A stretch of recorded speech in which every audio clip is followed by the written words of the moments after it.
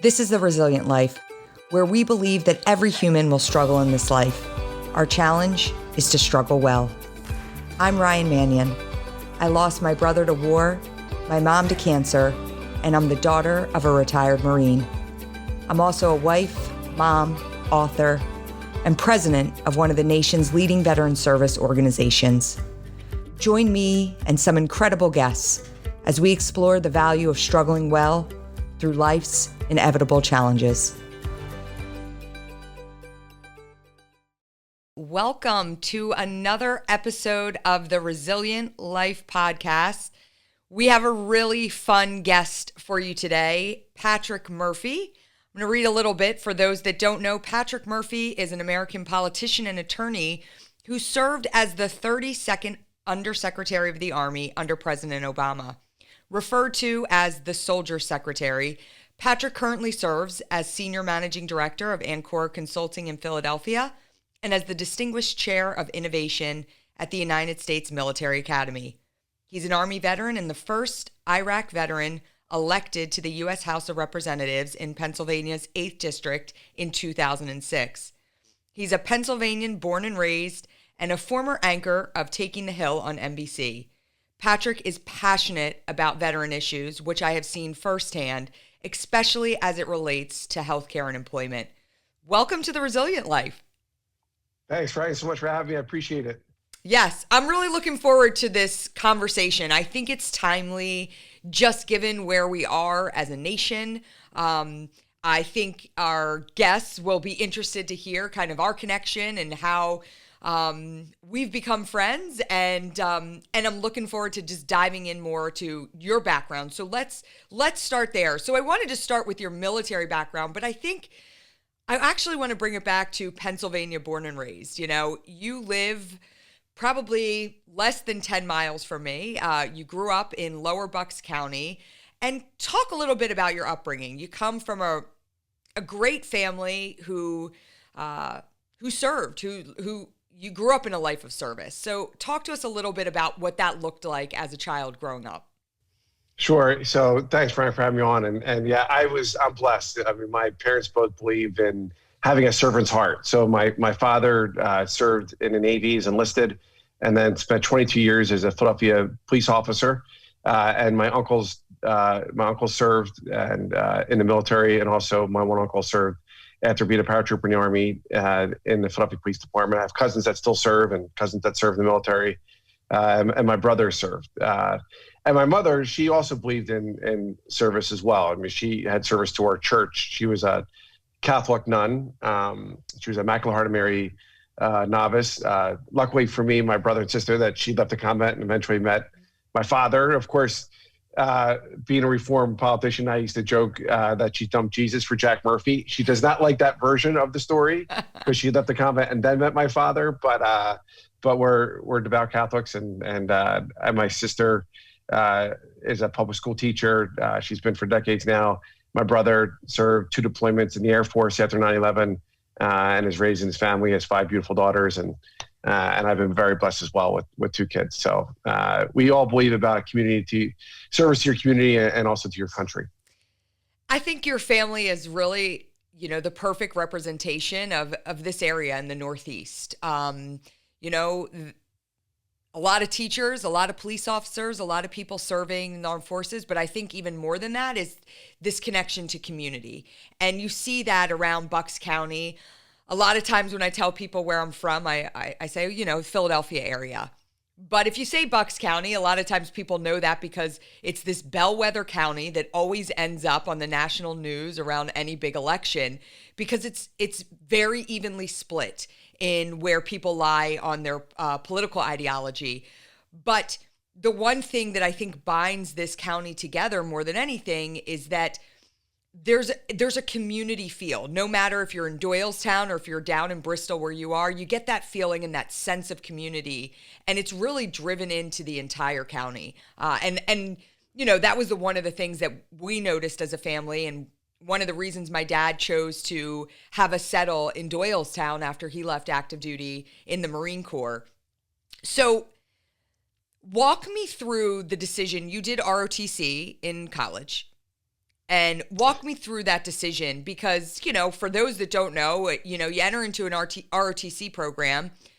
You automatically know that when you're leaving college, you will be in the military, just like a service academy. Being in an ROTC program, you're going to serve your country for a certain number of years to really pay back for your college education. When was that decision made? Did you walk in as an ROTC recruit or did you join in after you were in college? No, in fact, I wasn't a great high school student. I was at Archbishop Ryan High School, which was the largest Catholic high school in the country at the time, and I played hockey. I played hockey, and in my senior year, I had 4 jobs. I would deliver newspapers in the morning, and I worked a graveyard shift as a waiter on the weekends, and was a Eagle security guard. But I actually went to Bucks County Community College full time, and then transferred, like you said, to a 4-year college, King's College. It's a Catholic college in Wilkes-Barre, Pennsylvania. It's affiliated with Notre Dame, but they didn't have an ROTC program. And I actually didn't know what an officer versus enlisted was and how you became an officer, et cetera. But so my roommate and I joined Army ROTC through the University of Scranton. I was 19. It was back in 1993. And I'll never forget, I was dating a girl at the time, who's happily married, by the way, to someone else for decades. But I was dating a girl from Yardley, Pennsylvania, in Bucks County. And her dad says to me, Patrick, like, why would you join Army ROTC? This is back in 1993. It's after Desert Storm. And he's like, why would you join the Army? Like, you're in a dean's list at King's College. You're the captain of the hockey team as a sophomore. Like, why would you do this?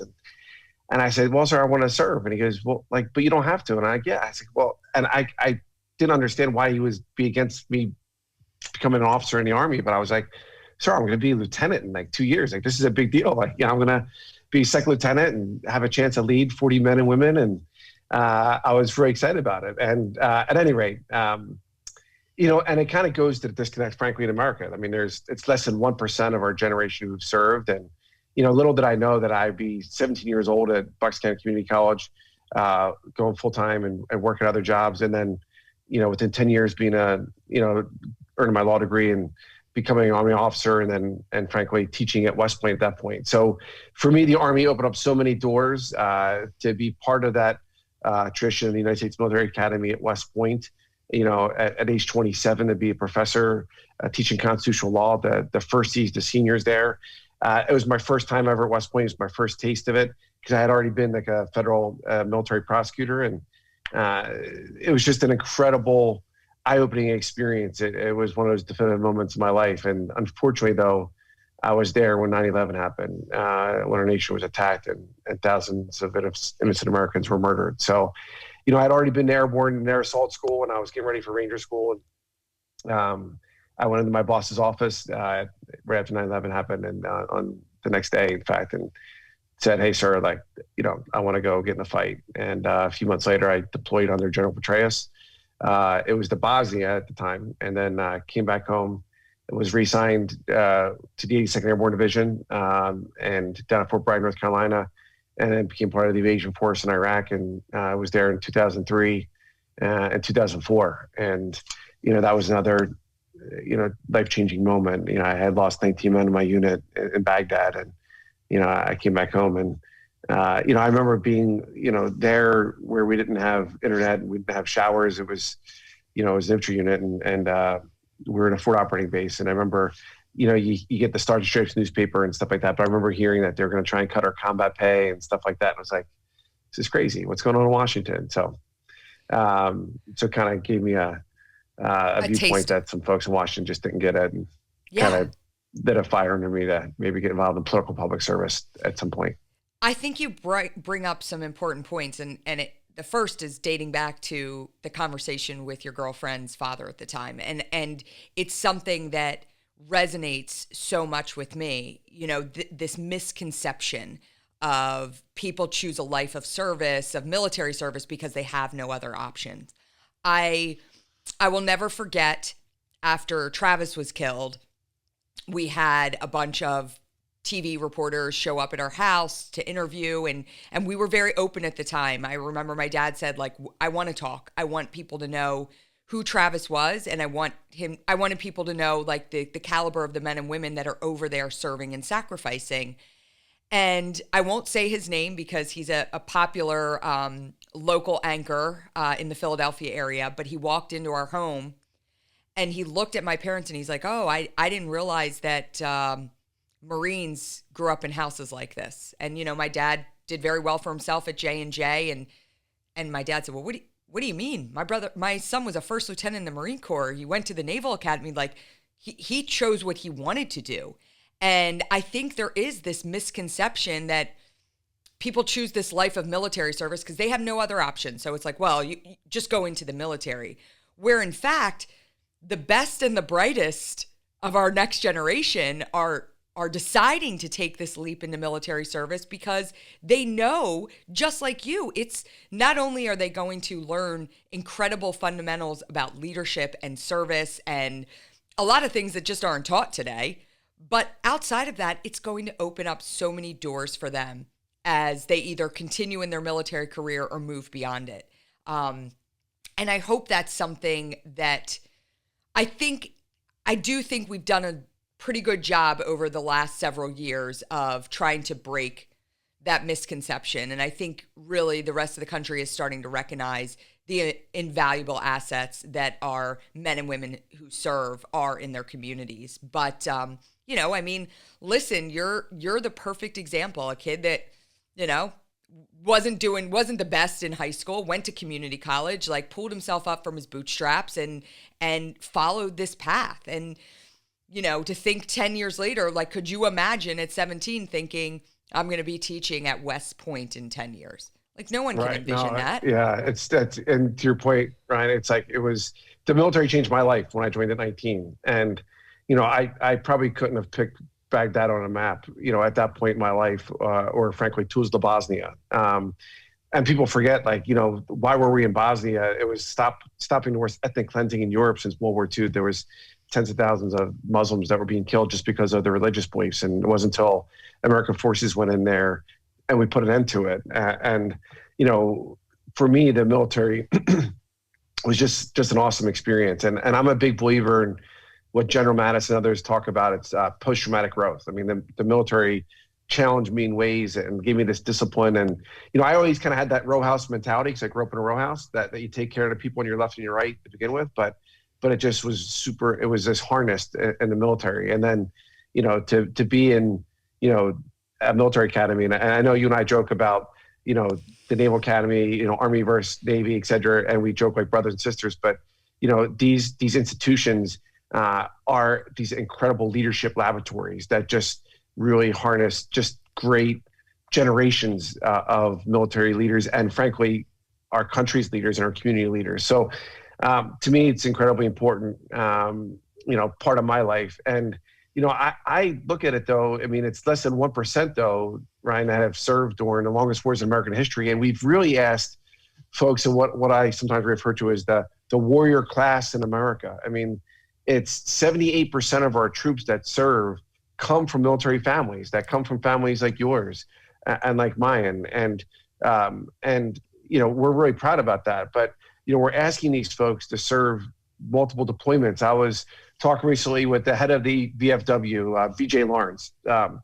He's a former Army soldier. His two sons served, one in the Marine Corps, one in the Army. Between his two sons, they've done 12 deployments to Iraq and Afghanistan. We are asking these young men and women to serve multiple deployments time and time and time again. And, some of them, do fall through the cracks. And we have this ethic, as you know, we leave no one behind. But some of them, come out and they are just ready to conquer the world and really continue to give back and lead that life of service that they're accustomed to. Yeah. And I think, one of the things that continues to come up throughout our nation is this idea of mandatory service, right? So not just in the military, but mandatory service, whether it's the Peace Corps or some other large service organization or the military as one. And I'm a firm believer that I believe that in order to thrive as an individual, you have to understand what service is all about. And I think you look at today's generation and, again, they're taking two very different paths. And we joke about the the Army Navy rivalry. And it was funny because I was just sitting around with a group of veterans, and it was all different service branches. I happened to be at a table with Air Force, Coast Guard, Army, Navy, and Marine. And the amount of ribbing that was going on and just giving it back to one another. And then finally the one guy said, you know what I always find funny? That I was with a guy and I was giving him crap because he was a Marine and this guy was in the Army. And he said, and my wife turned to me and was like, hon, you can't fight like that. And no one understands, the camaraderie. Like, I kid with you all the time. Well, I say you kid with me. You're always, talking about the premier institution, West Point. But at the end of the day, there's a kinship there. And we talk about the Army Navy football game.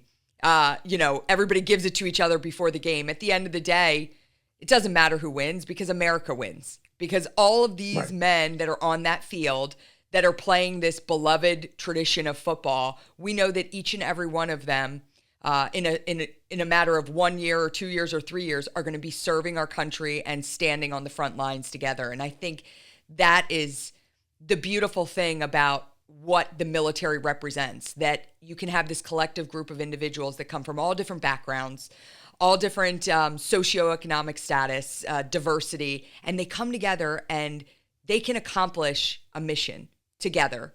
They can put all their differences aside to get behind a common goal.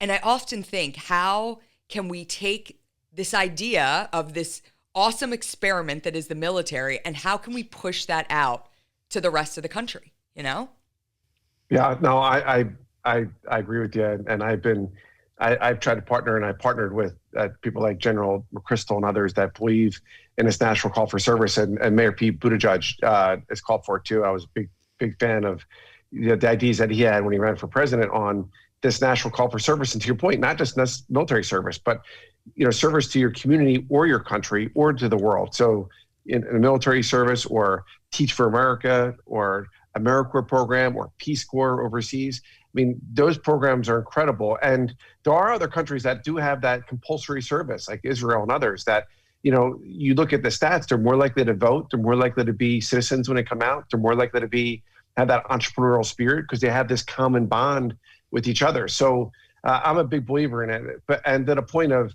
every year, about 12% of the military forces are officers. But there's three ways to get it: through the military academies, through ROTC, or through what we call OCS, or Officer Candidate School.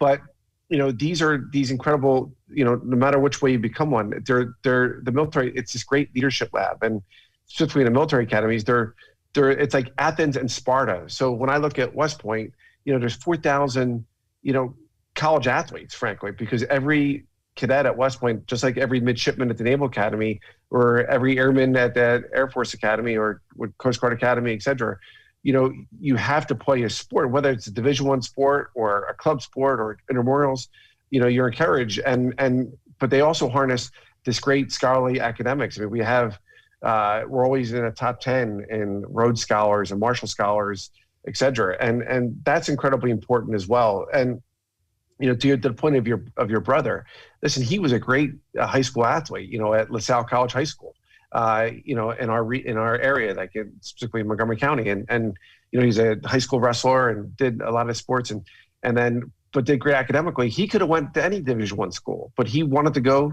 to Naval Academy, and he wanted to follow his dad's footsteps and become a Marine officer, and he did it. And he deployed twice, and he's part of that warrior class in America. And I think. I think there are folks, this younger generation, and it ticks me off when people want to, bust the chops of the 9/11 generation or the young Americans today.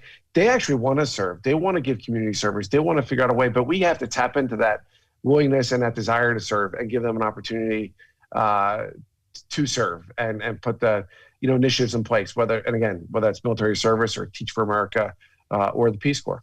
Yeah. I agree. And I see that every day when you hear, you can be inundated on social media with just like, oh, this Gen X, they're not doing anything. They're so different than what it was like when we were growing up. I mean, I have the incredible opportunity through the Travis Manion Foundation to see every day, like, no, that's actually not the case. Like, we have an incredible group of youth that are out there that, like you say, we just need to give them the opportunity.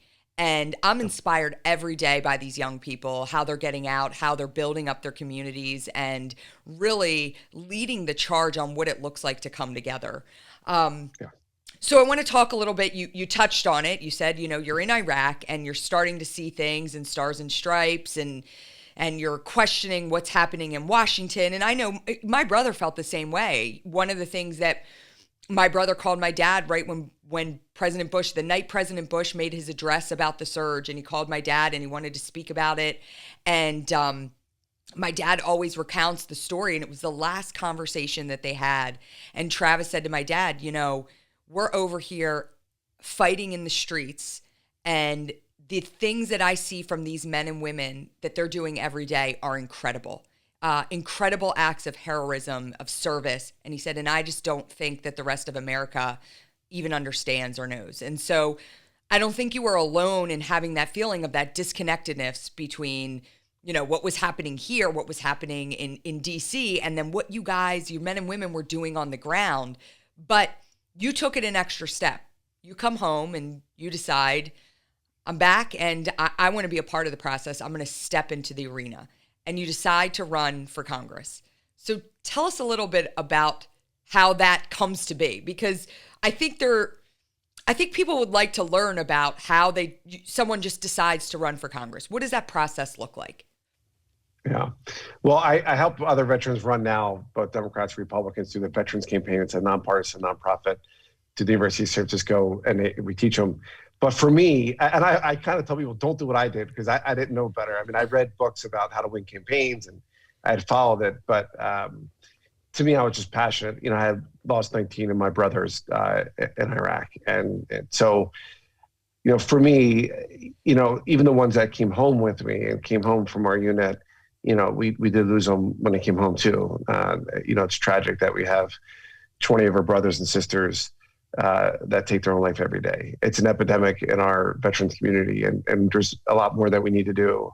But for me, it was kind of, to your brother's point, out of the Bible, and if not me, then who? And I felt like I've been given so much of my life that, to be able to go teach at places like West Point, and to deploy twice, and to be a lawyer, and, to follow politics. And I was an unaffiliated voter at the time. I wasn't registered either party. It was independent. So, when I did decide to run, it was, my home district, which covered Northeast Philadelphia and Bucks County and a small slice of Montgomery County. And when I ran, a lot of folks, never gave me a chance. And I had a tough primary and then a really tough general to beat an incumbent. But for me, it was for my brothers and sisters. It was for those who I felt like, didn't have a voice in Washington, because when you even look right now in 2020 and 2021, we had the least amount of veterans serving since before World War I. It used to be 4 out of every 5 members of Congress were veterans,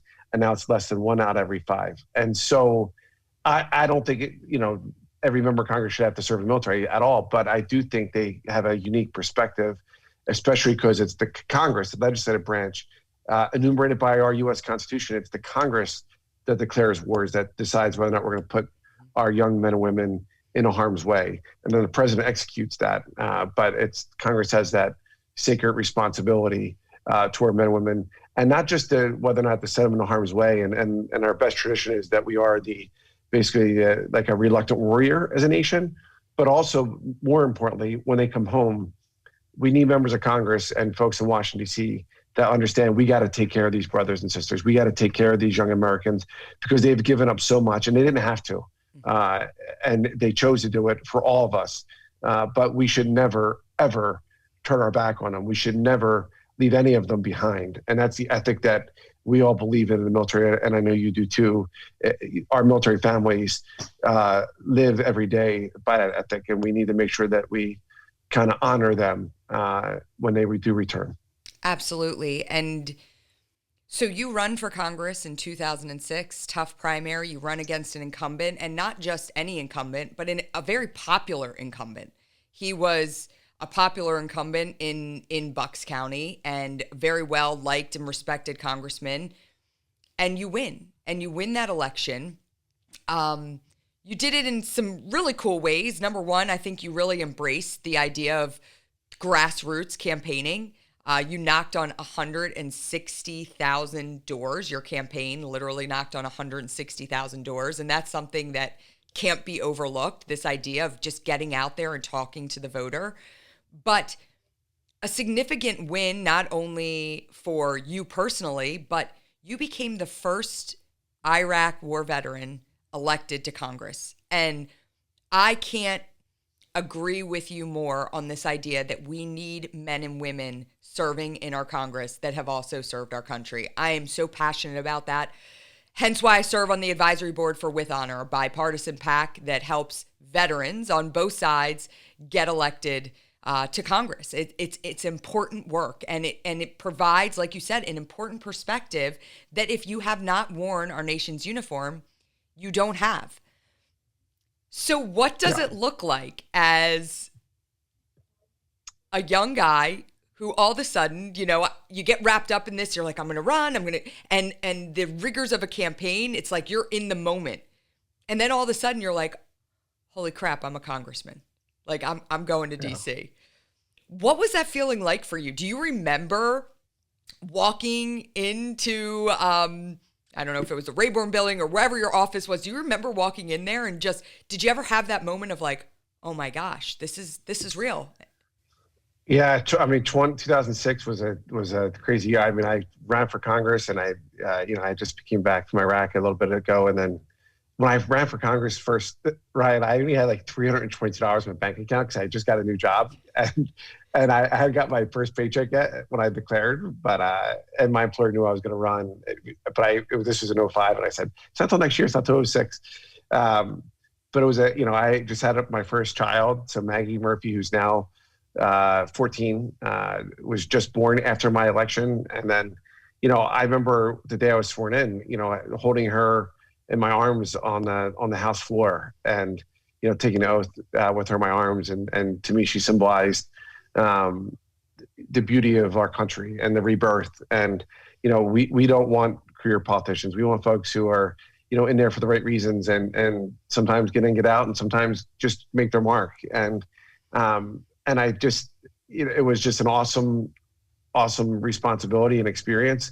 I do remember being overwhelmed, though, when I took that oath to support and defend the Constitution against all enemies, foreign and domestic. And that, being there and thinking to myself, I don't know if I'm going to be able to take an oath for 2 years from now, if I'm going to be reelected or not. But I knew I was going to make those 2 years, every day of those 2 years count, and to fight. And it was my first years in Congress was under President Bush, and my next term I was reelected was under President Obama. But getting there right away, and then having my roommate, who was a command sergeant major in the Army, Tim Walz, who's now the governor of Minnesota, we were going through orientation, and we're both talking about, like, we didn't have a lot of money. We became roommates in this, really small, dingy apartment in Washington. But, we both co-authored the post-9/11 GI Bill, and President Bush signed it into law, which was a game changer. I mean, right now in American colleges and universities, there's 1.1 million kids on the GI Bill.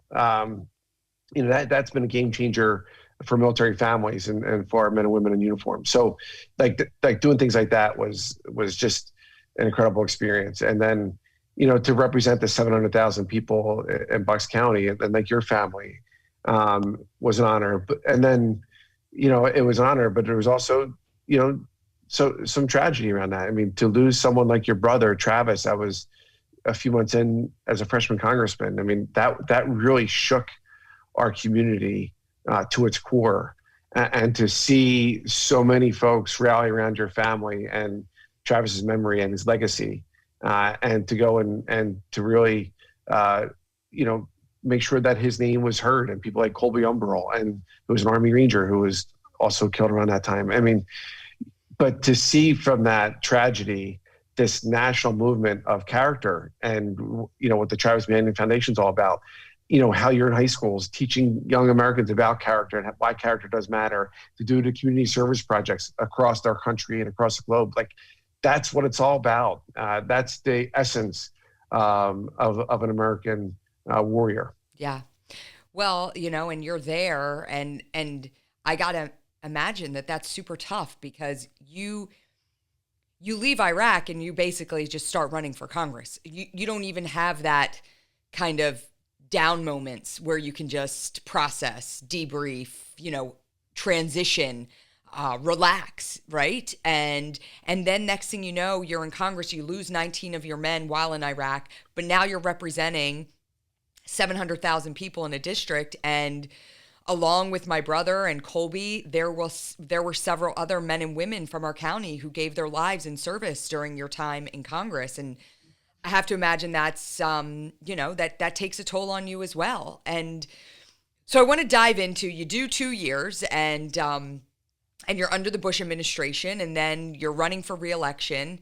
And in between that time, as you said, Travis was killed, and my family had really a decision point on what we were going to do next and how we were going to move forward. And my mom started the Travis Manion Foundation, and that was full steam ahead from day one. And she took that on, and my dad and I remember having conversations saying, this is really good for mom. This is a great way for her to channel her energy after the loss of her son. And my dad decides, and this is where we come into play in terms of how we actually met. And I always laugh because I tell you, a lot of people don't know this. They think we're connected because of the veteran space and the work we do together. But we met because my dad ran against you for Congress in 2008. And I laugh about it now, but I think back to, there were some interesting things happening at that time. And what happened is, my dad believed on one strategy in Iraq, you believed on the other. And so you guys are running against each other, but this race becomes a referendum on the Iraq war. And there was a lot of national spotlight put on it because of that fact. It's the only Iraq war veteran in Congress running against the father of a fallen Marine. And so, that was an intense time. And we were not friends at that time. We were running against each other, but there were moments during that campaign that brought levity to it. And you touched on your daughter, Maggie, and holding Maggie when you took that oath and what she symbolized. And, I had a daughter, Maggie, as well, born in 2006, 14 years old. They're the same age. And I love watching your Maggie grow up, and I'm watching my Maggie grow up. And I remember you and my dad were at a debate. It was down in Lower Bucks. I can't remember where it was. It might have been in one of the temples down in Lower Bucks. And you guys had definitely some lively and heated discussion during the debates, as you naturally would. And there was one moment where both of our Maggies were, 2 years old, and both of them ran out and they were running around in front of you guys while you were debating. And your wife went to grab Maggie, and my mom's giving me the eye like, what's she doing? And I go to grab my Maggie. But you said something like, look at these two little girls, Maggie and Maggie, this is what it's all about. And it was little moments like that of levity that, again, my dad was running against you, but I knew right away that regardless of the outcome of that election, America was going to win, because there were two great patriots that, again, they believed in something a little bit different, but at the end, they were both going to get down to DC and they were going to lead with integrity. And so I built a tremendous amount of respect for you during that campaign. And I think my whole family did. And, as soon as it was over, and I will give my dad a plug, though he lost to you, he received more votes than any Republican candidate in the state of Pennsylvania. So Colonel Tom Mannion did quite well. But he was tough. Yeah, listen, it was like the colonel versus the captain. That was a tough race, and what a heck of a re-election fight it was. But it was like, when you're in office, most incumbents don't want to debate their challengers, their opponents. And, at the time I was like only the third Democrat ever to represent Bucks County in over 200 years.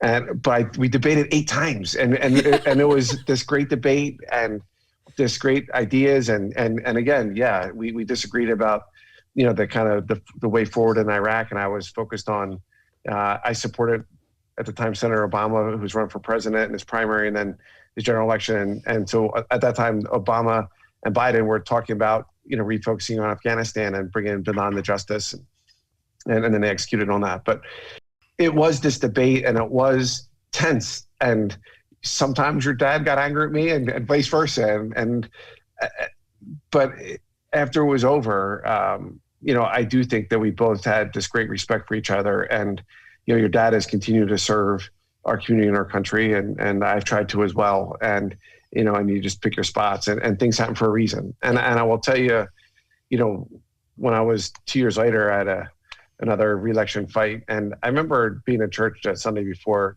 the election, and I never once prayed to win, and I still wouldn't. I just pray. I said, God, whatever your will is, let me be channel for what you want to happen. And there's always different ways to serve. And then, for me to go, BS to go run the Army eventually was also an incredible experience. But I do love the fact that we have that history, Ryan, because, these people in America, and I think the media is frankly culpable of this. They want the drama. They want to be us to fight as Americans, left versus right. And they don't ever want to let up, even when the campaign's over. It's this unending cycle. And listen, I'm a proud Democrat, and I believe in our principles. And I've disagreed with your dad, and sometimes I disagree with you. But the reality of it is, there's so much more that unifies us as a country. And if we can sometimes focus, when it's not campaign season, on the things that we can move the ball forward on behalf of our country and unify, we would be such better off. As a nation and as communities. And I think you do see it in places like Bucks County, which is purple. Yep. I think people are tired of the partisanship that's out there. I couldn't agree more. And I think I remember the first time that we saw you after the election. I think it was that you saw my dad, at least. It was at the Union League. And I remember you walked up to my dad and you said, "Can I shake your hand?" And my dad said, "Of course you can." And you guys shook hands, and it was like, from that moment on, it was like, yeah, like, and this is how you move forward. And I want to talk about something that meant so much to me when you talk about this idea of division, and how, frankly, right now there's this overwhelming desire to pit people against each other, to pit one side against the other side. And there's something that you did for me that I'll never forget. And I think it's an important moment for you, as you are a Democratic congressman. You're very involved in the Democratic Party. Like, no one can deny that. But for those that don't know, I have served as the supervisor for my town, which is essentially a borough council, but the supervisor for my town of Doylestown, which is the county seat in Bucks County. I ran in 2012. It was a 6-year term, and then I was up again for re-election. And I actually had a pretty tough competition running against me, and I was being really tied to everything that was happening nationally. It was like, everything's happening nationally, and let's tie it back to Ryan Mannion as the Doylestown Township Supervisor. And I'm thinking, well, I'm just making sure that our town is kept safe, our roads are kept good, and that we have beautiful parks to do things in with our families, and that we keep taxes low. Like, those are my objectives. And local politics is a lot different than the national level. And I called you and I was talking to you about the race, and I said, I feel like people are trying to tie me to what's happening nationally in the division. But at the end of the day, like, I don't look at this campaign as from a Republican or a Democrat side. I look at it as just, I'm Ryan Mannion. I'm a wife, I'm a mother, and I'm an active citizen in my community. And I want to do my part to help take care of the town that I love so much. And you said, well, listen, whatever I can do, I'll do it for you. And I'm like, okay. And I said, well, would you actually get behind doing a mailer supporting me? And I threw it out there, and I was waiting for you to be like, well, that's a little too far. I can't, And you said, absolutely, without any sort of hesitation. And you put that mailer out for me that it was, I'm Patrick Murphy. I'm your former Democratic congressman endorsing the Republican supervisor for Doylestown Township. And you did that. And I'll remember on election day, I was at election day and I was walking up, I was standing at the polls, working my butt off all day long. And people were coming up to me saying, you know, I'm a Democrat, but I got the mailer from Patrick Murphy. And if he believes in you, I believe in you. And it meant so much to me on so many levels because number one, I know you took a lot of heat for that. That was not something you said absolutely in that moment, but I'm sure afterwards you were like, oh, what did I just do? But at the end of the day, you got behind me because you believed in me as an individual, not me as a Republican or me as a Democrat. And I've told you this before, but that meant so much to me. And it really proved to me who you were and the character that you had, that you were willing to stand up for not some set of ideology, but really like the people that represent us and how important that is over everything else. Yeah, listen, I don't just say we need more veterans and military family members, running for political public service. Like I believe in it and I support it. And so listen, Ryan, you've created this incredible national veteran service organization that is making a difference in so many lives in our communities across America. And so, when you were asking me, to me, it's like character is how you are when nobody's looking. No one was privy to this phone conversation that we were having. But and listen, I follow politics. I knew you'd be in a tough race, and I didn't know your opponent, frankly. And so, but to me, it was but I knew you, and I saw how you've been and how you were, and the difference you're making. And so for me, yeah, it was, I knew I'd take heat. I took a lot of heat, and locally, and people said I'm Benedict Arnold, and it's like, hey, listen, I put my country first, period, and I put my country first, and I believe in people that I know can move the needle and make our community and our country better. And, and you just can't have it as a talking point. You got to live it. And so to me, that was an example of how I live my life every day, or I tried to at least. And, I've been very proud of your political public service. I know it's a part of your life. It's not your whole life. You're not consumed by the politics and I'm not a creature of Washington. When I was done serving in Congress, I came home. And frankly, I lived home even during Congress or when I was, running in the Army and the Pentagon. And to me, we need leaders like that never forget where they come from, that are willing to put our community and our country first. And I remember that's what I actually wrote in your mailer, when I endorsed you. And I was proud. I think what you went by like 16 votes. I did. But 16 if votes. I made a little difference, that makes me proud. And more importantly, I'm just proud of the service you've given. Well, I appreciate that. So I want to get into a little bit of what you did. There were some important things that you championed for. Number one being your support of repealing Don't Ask, Don't Tell. And again, this was not, even from a Democrat perspective, this was not a popular opinion for everyone. It wasn't, oh, if you're a Democrat, you're for repealing Don't Ask, Don't Tell. And that's what I've always loved about you. You step forward, not because it's the right time. It's like, oh, the tides are right. It's time for me to champion for this or endorse this person. You step forward when you believe it's the right time and when you believe it's time to do something. And you receive some backlash for that, but you also receive tremendous praise because at the end of the day, you were one of the main people that helped to make sure that this was repealed.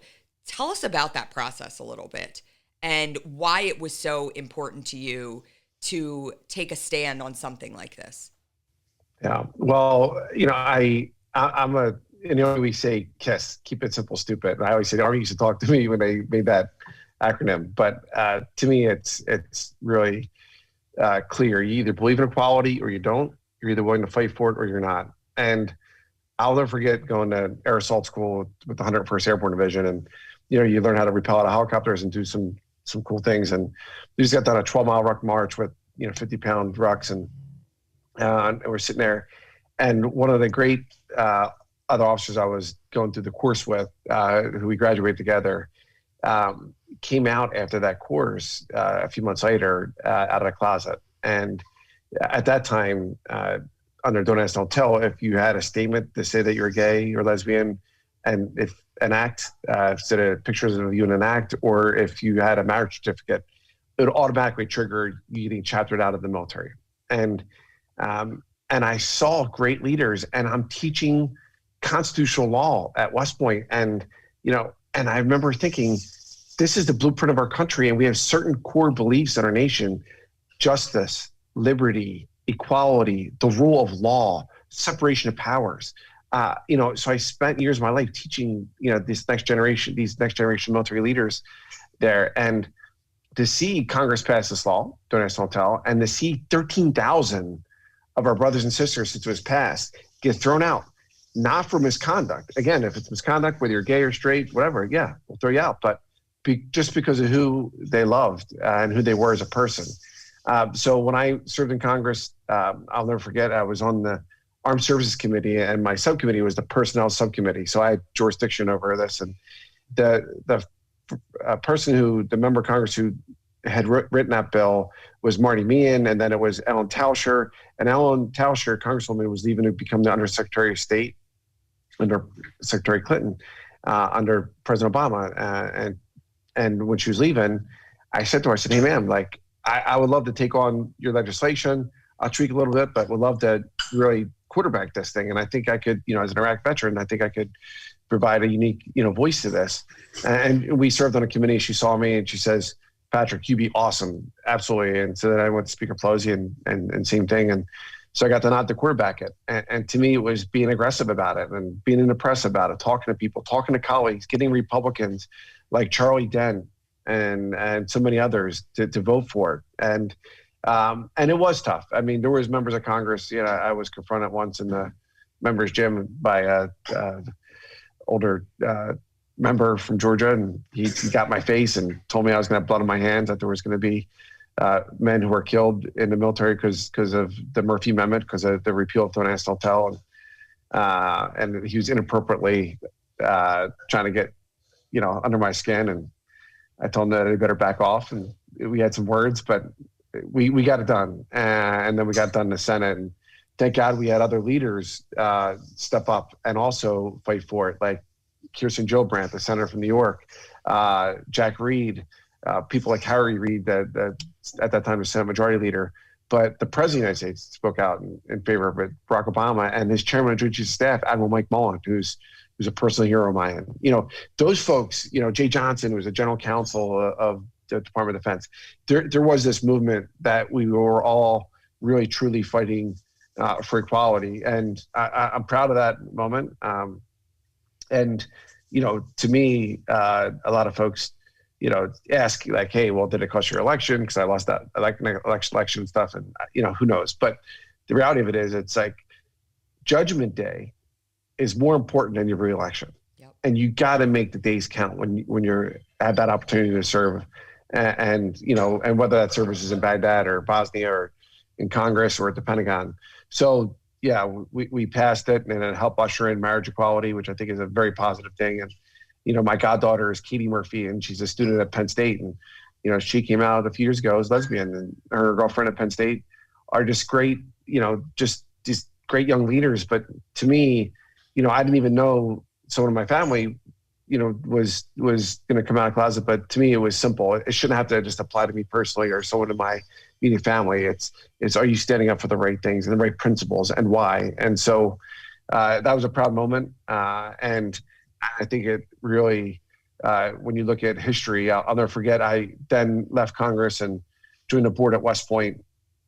And I remember we were there, and we had a little hearing, and one of the tactical officers was asked by a kind of conservative member of Congress and also on the board, and said, how about this Don't Ask, Don't Tell? Isn't this horrible, this implementing it? Isn't it like, it's a travesty, right? And then NCO said, hey, sir, let me tell you, he goes, I spent 20 years in the military. I'm here at West Point. And he goes, I was bracing for this collision, of this new implementation of the repeal of Don't Ask, Don't Tell. I thought it was going to be, really traumatic. And he goes, sir, I have to tell you, it wasn't even a bug in a windshield. These young Americans, they don't care who you love. They don't care who you want to date. They just want to make sure, like our generation of warriors, can you get your job done? And whether that's, at West Point or Naval Academy or Baghdad, we all just want to do right and make our country proud. Yeah, and I think it gets back again to that great social experiment that the men and women serving in our military, they don't care your background, they don't care who you love, they don't care where you came from, they just care that you're going to have their back, and right. And I love that. Can I say something about that really quick? Do you mind? I'm sorry. Can I just No, another please do. piece? Because again, teaching at West Point, I love history, and but a lot of the members of Congress would, be like, well, Patrick, we can't do it now. We're in the middle of the Iraq-Afghanistan war. And I'm like, whoa, whoa, whoa. I'm like, we desegregated the military during the middle of the Korean War under President Truman. An executive order, and it was so unpopular because again, half the country was still segregated. Half the country, we still had at the time what was called colored water fountains and colored restaurants, and African Americans, Black Americans couldn't go to certain restaurants or certain hotels. And President Truman said, in the middle of the Korean War, said, no, they all wear green. They all bleed red.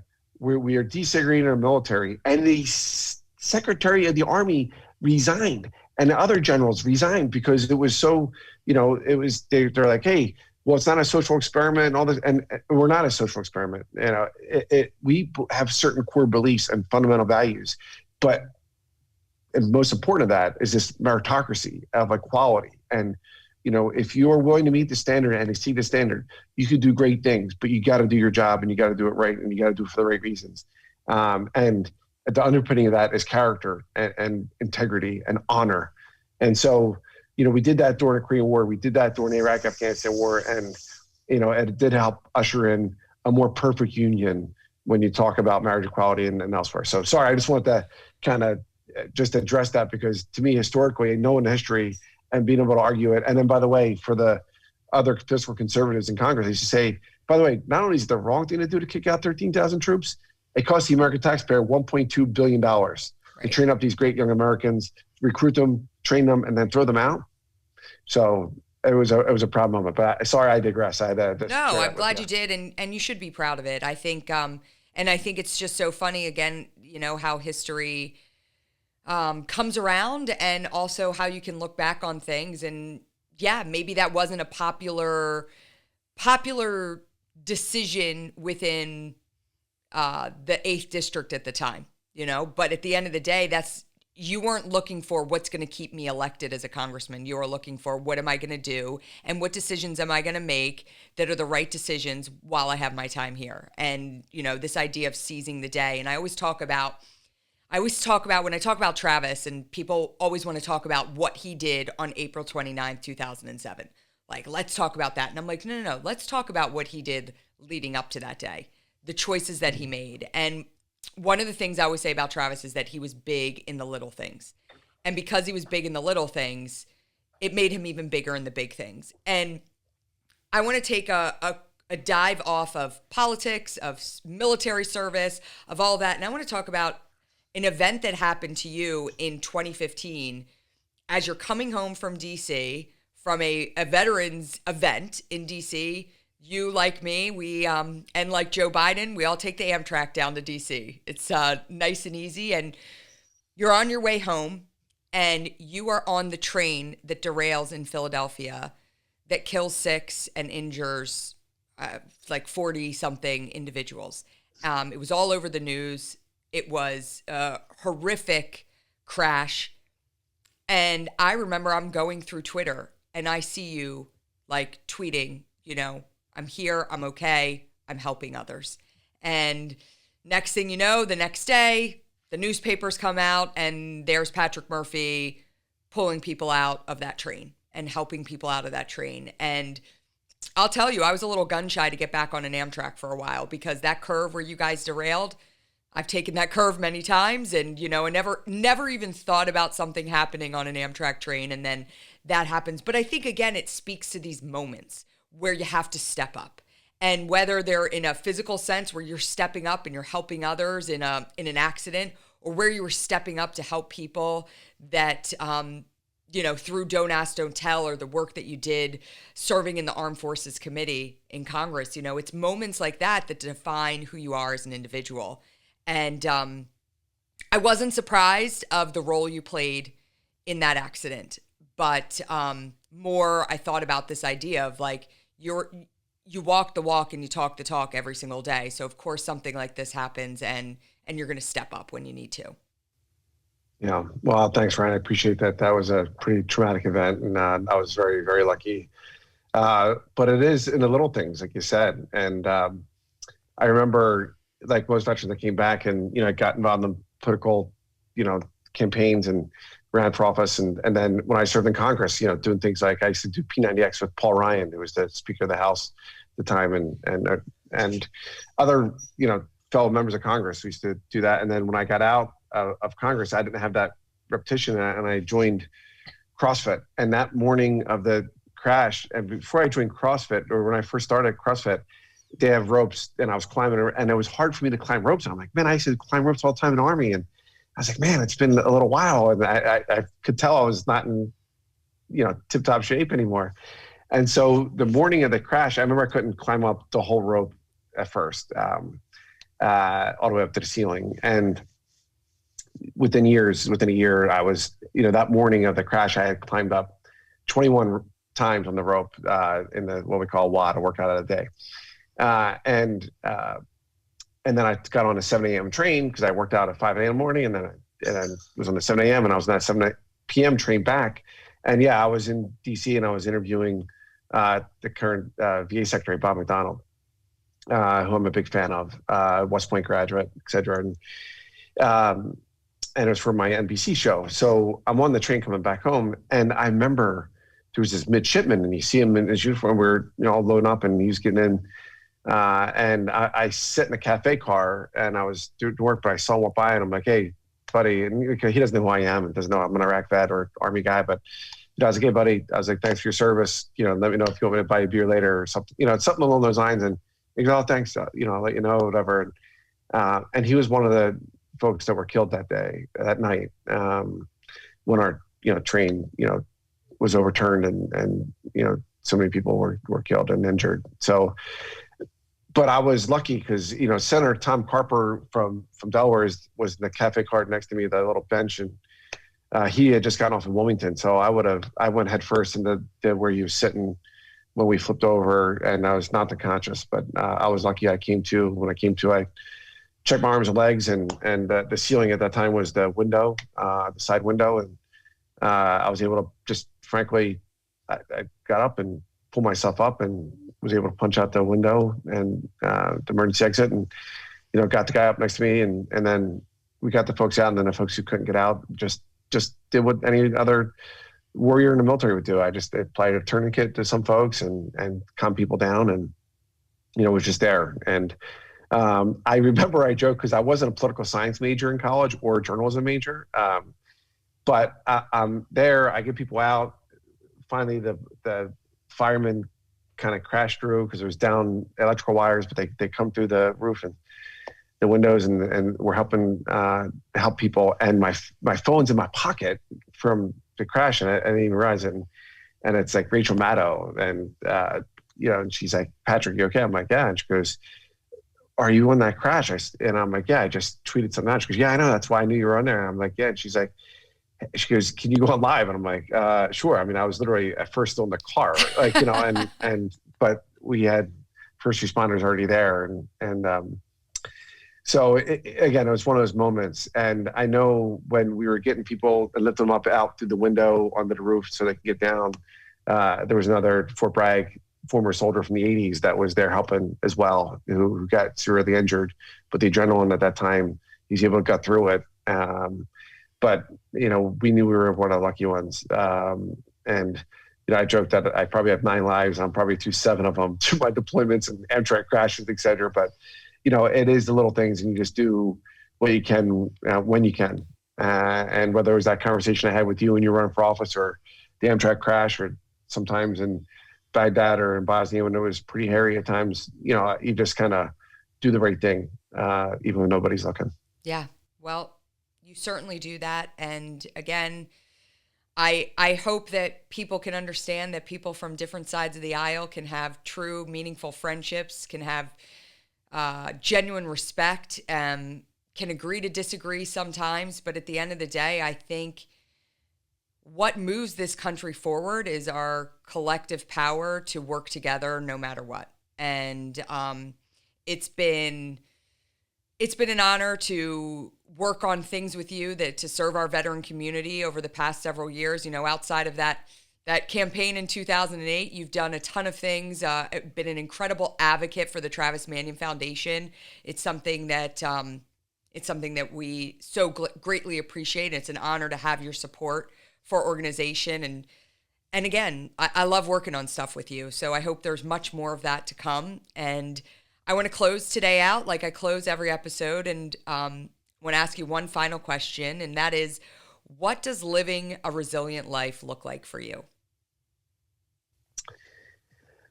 To me, living a resilient life is getting, everybody has setbacks, everybody has challenges, and you got to figure out a way to get through them and to focus and overcoming those obstacles because there's people that are counting on you, and you got to be able to make that difference and make a difference in people's lives, and you can only do that if you're willing to overcome.